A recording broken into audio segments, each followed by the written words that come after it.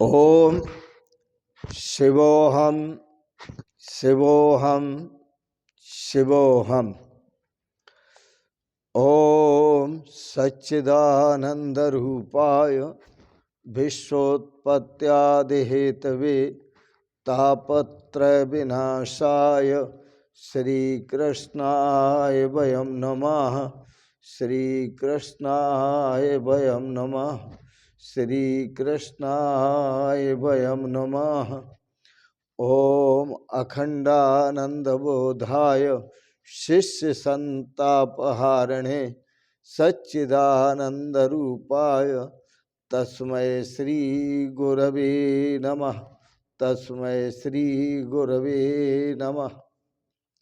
ओम अज्ञानतिमिरान्धस्य ज्ञानाञ्जनशलाकया चक्षुरुन्मीलितं येन तस्मै श्री गुरवे नमः। तस्मै श्री गुरवे नमः। पूर्व प्रसंग में आप श्रवण कर रहे थे रैक्व राम संवाद। भगवान श्री राम के श्री सतगुरुदेव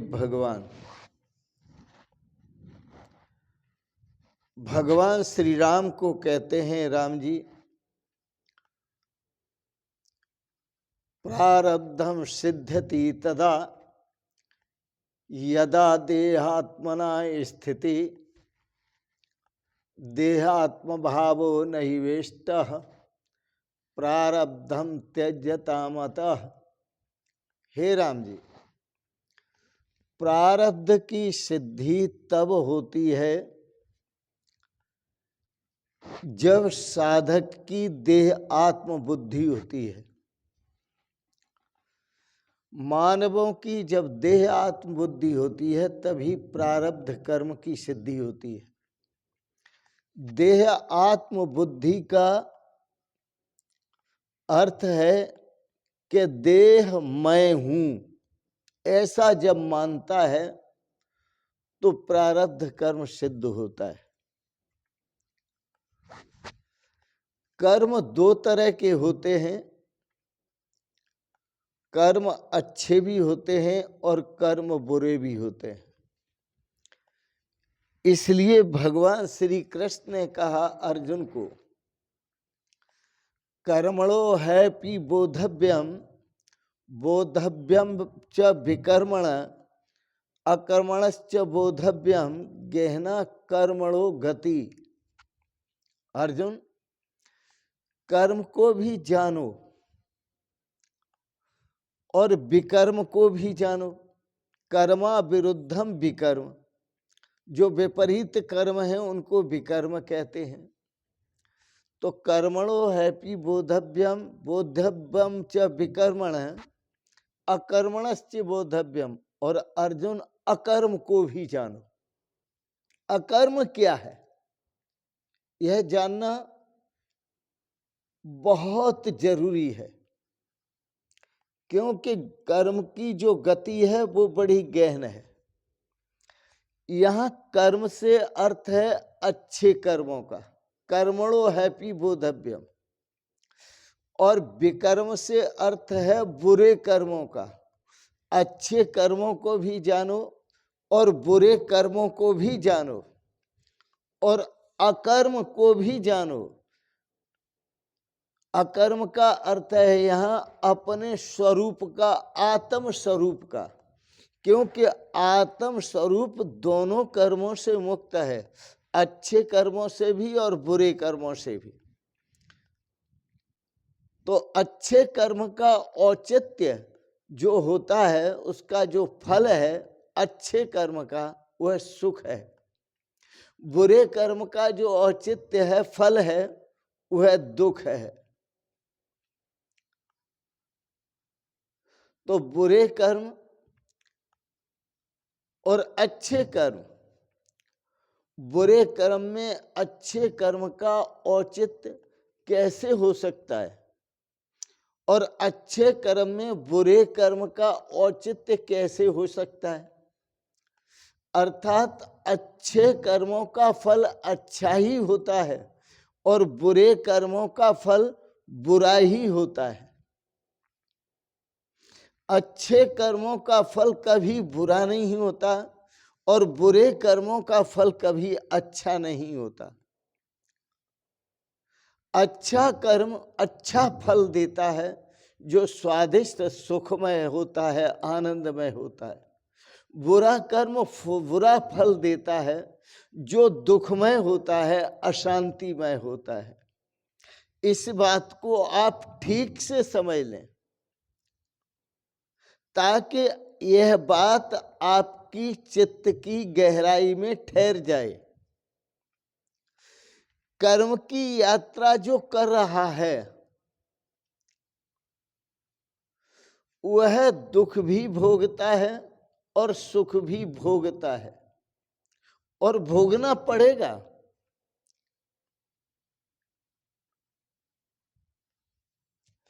क्योंकि वह अच्छा कर लेता है उसका सुख भोगता है और बुरा कर लेता है उसका दुख भोग लेता है।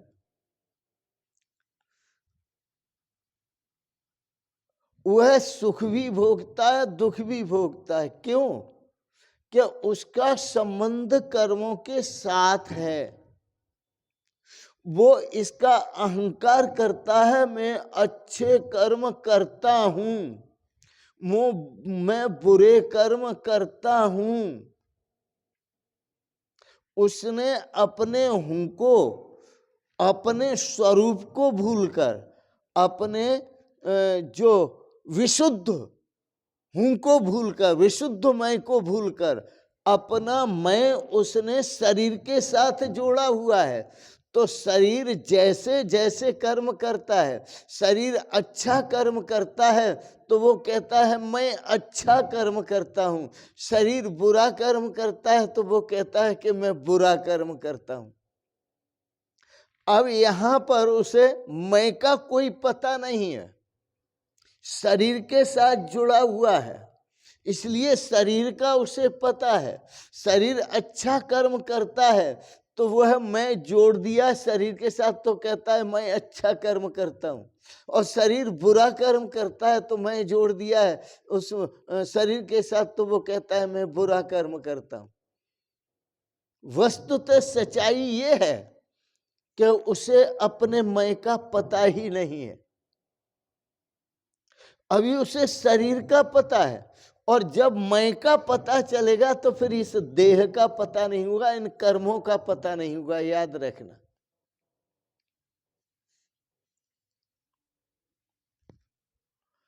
यह बहुत गहराई से समझने की बात है। और इसे समझिए, और इसे ऐसे समझिए, मैंने आपको गाली दी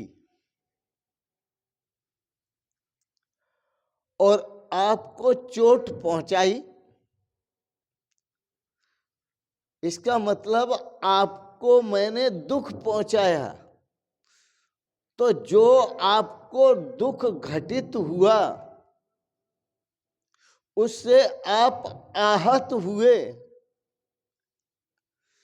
फिर मैंने देखा आप बहुत दुखी हो रहे हैं तो मैंने आपसे माफी मांगी, और माफी मांग करके आपको सुख पहुंचाया।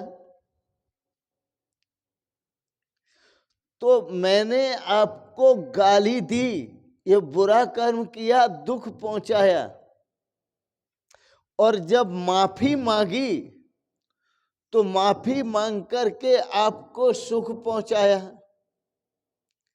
तो आप क्या समझते हैं, वो जो मैंने बुरा कर्म किया गाली देने का, क्या माफी मांगने से वह कर्म कट गया? वह कर्म कटा नहीं, उसने आपको दुख पहुंचाया है। जो गाली दी गई वो आपको लगी और आपको दुख पहुंचा, वो मेरा एक कर्म हुआ। फिर मैंने आपको सांत्वना देकर, आपसे क्षमा मांगकर आपको सुख पहुंचाया, वो मेरा यह दूसरा कर्म है। आपको दुख पहुंचाया, वो एक कर्म है, उसका मुझे दुख परिणाम मिलेगा। और फिर मैंने क्षमा मांग के आपको सुख पहुंचाया, वह मेरा दूसरा कर्म है, उसका भी मुझे सुखरूप परिणाम मिलेगा। दोनों के परिणाम अलग अलग हैं। इससे मैं आपको ये कहना चाहता हूं, पाप कर्म कभी पुण्य कर्मों से नहीं कटते और पुण्य कर्म कभी पाप कर्मों से नहीं कटते। पाप कर्मों का फल अलग होता है और पुण्य कर्मों का फल अलग होता है। पुण्य कर्मों का फल भी भोगना पड़ता है और पाप कर्मों का फल भी भोगना पड़ता है।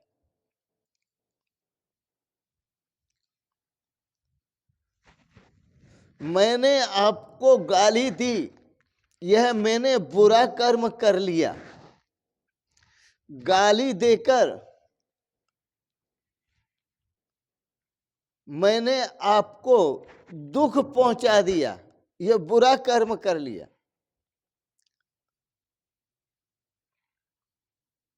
क्योंकि पुराणों में भी जो पाप और पुण्य की व्याख्या की गई है, वो यही की गई है कि पाप क्या है, दूसरे को दुख पहुंचाना। पुण्य क्या है, दूसरे को सुख पहुंचाना। लेकिन आपको मिलेगा क्या? तो मिलने के लिए साधु पुरुष, संत पुरुष, सतगुरु कहते हैं, सतगुरु जी कहते हैं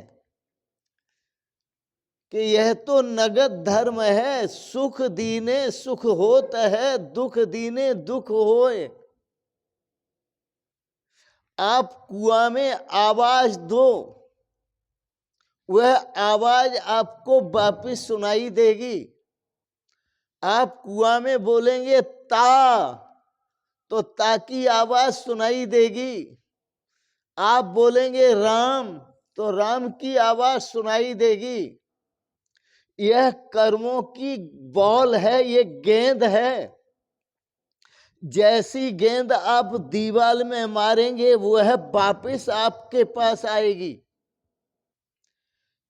चोट जरूर देगी दीवार को वह गेंद, जो आपकी मारी हुई गेंद, फेंकी हुई गेंद दीवार को चोट जरूर देगी, लेकिन चोट देकर वो वापिस आपकी तरफ आएगी।